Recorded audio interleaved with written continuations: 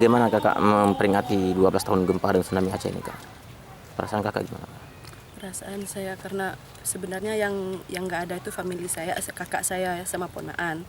Jadi sebenarnya dia tuh kena tsunami-nya di Banda Aceh, bukannya di sini. Karena saya nggak bisa ke sana, jadi saya mewakili di sini saja seperti itu. Jadi setiap tahun memang saya kemari. Kadang-kadang nanti baca Yasin, udah siap Yasinan tadi tuh. Jadi gimana? Meskipun sudah 12 tahun, perasaan saya masih 2-3 tahun belakang. Karena memang benar orang saya cintai, memang kakak kandung saya sendiri. Ada lagi.